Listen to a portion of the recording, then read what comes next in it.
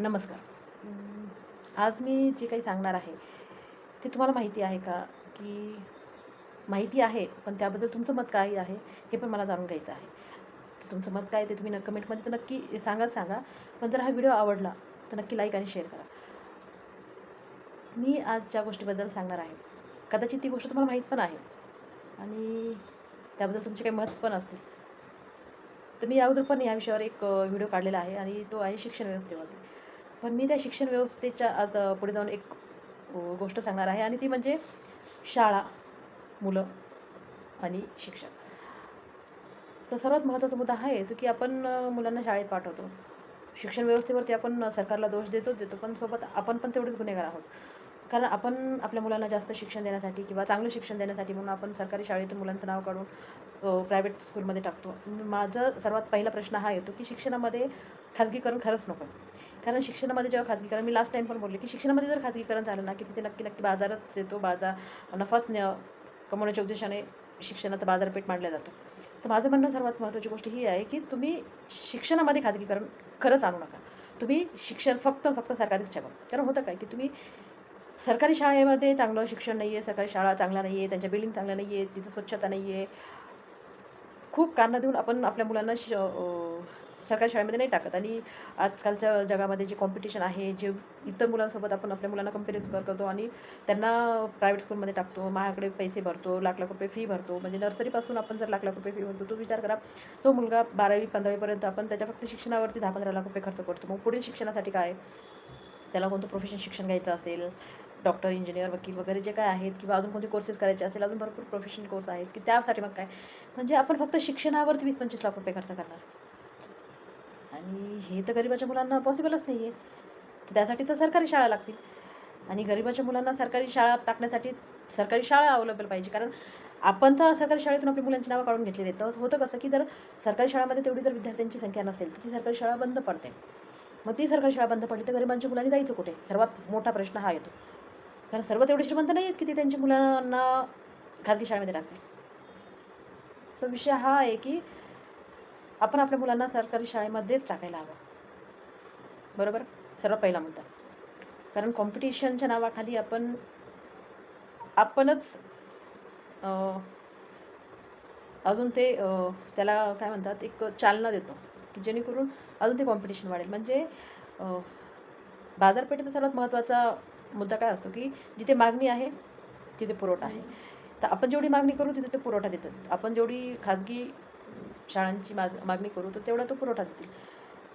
माझं म्हणणं असं आहे, की आपण खाजगी शाळांची मागणी करायलाच नको ना, आपण सरकारी शाळेमध्येच आपल्या मुलांना टाकू. तिथे शिक्षण देऊ.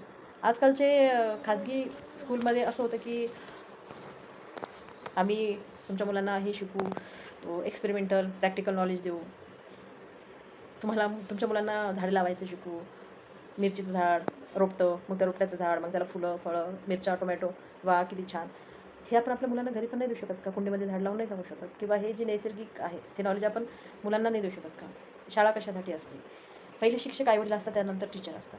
शाळेमध्ये एक शिस्त लागते. शाळेमध्ये मुलांना सर्वांना सारखं शिक्षण मिळालं.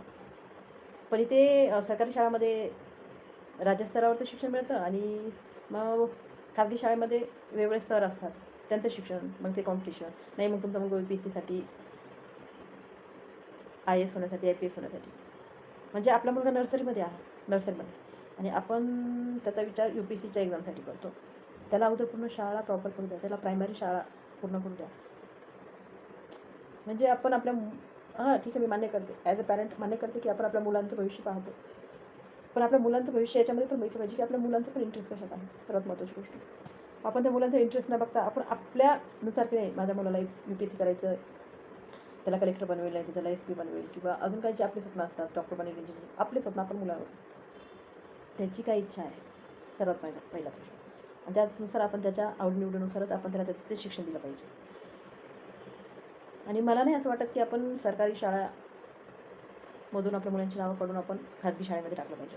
सरकारी शाळेमध्येच टाकलं पाहिजे. इवन आईवडील किती श्रीमंत असो, त्यांच्याकडे किती पैसा असो, एकच शाळा, एकच शिक्षण, एकच सिलेबस आणि ते म्हणजे सरकारी. आता त्यात दुसरा मुद्दा हा येतो, की टीचर. होतं कसं, की टीचरांना आहे ना, मुलांना शिक्षण देण्याचं हे सर्वात पवित्र काम सोडून बाकी इतर 10 कामं दिली जातात. त्यांना जनगणना करण्यासाठी मतदान आले, ग्रामपंचायतीचे मतदान, जिल्हा परिषदेचे मतदान, राज्यस्तरीय मतदान, केंद्रीय मतदान. कामाला कोण? शिक्षक. मग त्यांच्या याद्या तयार करा. कोण जन्मलं, कोण मेलं, कोण ॲडिशनल झालं, कोणाचं नाव कमी झालं, ह्या याद्या बघा. एखादा सर्वे आला, शिक्षकाला पाठवा. जनगणना आली, शिक्षकांना पाठवा. म्हणजे जे शिक्षकाचं, जे गुरुचं सर्वात महत्त्वाचं काम आहे की ते फक्त विद्यार्थ्यांना घडवणं. त्या विद्यार्थ्यांना घडवायचं काम शिक्षकांचं आहे. त्यांचं भविष्य घडवायचं काम शिक्षकांकडे आहे. जगातली सर्वात मोठी जबाबदारी ही शिक्षकांची असते. कारण आईवडील 3 वर्षापर्यंत मुलांना सांभाळतात. त्याच्यानंतर जेव्हा त्या मुलाला समजतं, तेव्हा खऱ्या अर्थाने जेव्हा तो जगाला समजायला लागतो, तेव्हा तो शिक्षकाकडे जातो, शिक्षकांच्या हातात जातो. आणि तुम्ही शिक्षकांचेच हात रिकामे नाही ठेवले तर तो त्या मुलाला घडवणार कसा? आपण मातीचा गोळा देतो मटकं बनवण्यासाठी, पण त्या कुंभाराचे हातच दुसऱ्या कामामध्ये बिझी असतील तर तो काय घडवणार आहे? म्हणजे धर तो मातीचा गोळा पण माती पण राहणार नाही आणि त्याचं चांगलं भांडं पण होणार नाही. तुम्ही शिक्षकांना फक्त विद्यार्थ्यांना शिक्षण देऊ द्या. त्यांना इतर कोणतीच कामं सांगू नका. आणि इतर कामासाठी तुम्ही एक वेगळी व्यवस्था सुरू करा. तिथे रोजगार निर्मिती करा. तिथे पण लोकांना रोजगार मिळेल. तिथे पण तुमची रोजगार कमी होईल. लोकांना रोजगार मिळाल्याच्या नंतर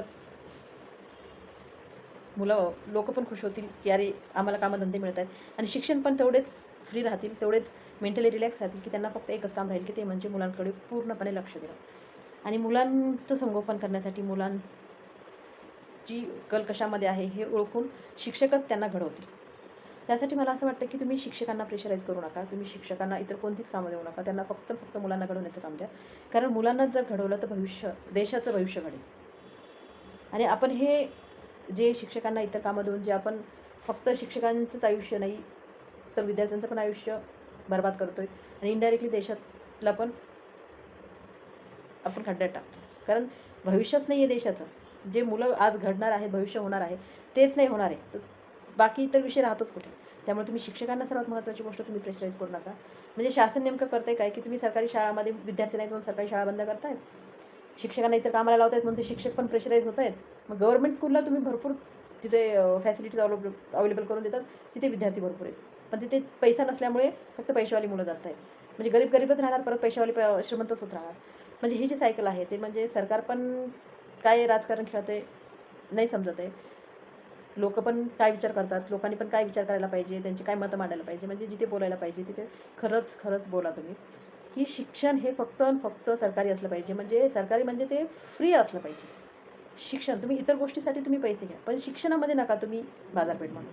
शिक्षण हे तुम्ही फ्रीच द्या, शिक्षण सरकारीच द्या, जेणेकरून मुलं घडतील. काही बोटावर मोजण्या इतके सरकारी शाळा आहेत, खेड्यापाड्यामध्ये शाळा आहेत की तिथे त्या शाळा पाहून खरंच प्रायव्हेट शाळेमध्ये आपण आपली मुलं का टाकावीत हा विचार येतो. पण ते खूप बोटावर मोजण्या इतक्या शाळा आहेत. तर त्यासाठी त्या शाळा आयडियल ठेवून इतर म्हणजे जर एक शाळा तशी बनवू शकते तर बाकी इतर शाळा का बनवू शकत नाही अशा. आणि हे शासनाच्या हातात आहे ना. सर्वात अगोदरची गोष्ट आहे की भारत स्वतंत्र झाल्यापासून GDPचा 6 ते 7% वाटा हा शिक्षणावर आपण खर्च केला पाहिजे, जो की नाही होत. कारण जो सर्वात महत्त्वाचा वाटा आहे की शिक्षणावरती तुम्ही GDPचा 6-7% वाटा खर्च करा, जेणेकरून तुम्ही मुलांना चांगलं शिक्षण देऊ शकाल, चांगलं आरोग्य देऊ शकाल, प्राथमिक शिक्षण चांगलं देऊ शकाल. तुम्ही ज्या स्कीम्स आहेत, ज्या गोष्टी आहेत, तुम्ही फ्रीचं राशन देता, तुम्ही फ्रीचा डेटा देता. मी तर सांगेल की तुम्ही ज्या योजना देतात, रोजगार हमी योजना देतात, चांगली गोष्ट आहे. लाडकी बहीण योजना देत आहेत. लाडकी बहीण योजना देण्याचा जो काही खर्च आहे तो तुम्ही खर्च आहे ना सरकारी शाळामध्ये तुम्ही तो बजेट तिकडं ट्रान्सफर करा आणि त्या शाळा सुधारा. आणि सर्व खाजगी शाळा बंद करा आणि सर्व शाळा सरकारीच असत्या आणि सर्व सरकारी शाळेमध्ये ॲडमिशन होऊ द्या. माझं हे मत आहे. तुमचं हे मत आहे का ते कमेंटमध्ये नक्की सांगा. आणि जर हा व्हिडिओ तुम्हाला आवडला असेल तर नक्की लाईक करा, शेअर करा, सबस्क्राईब करा.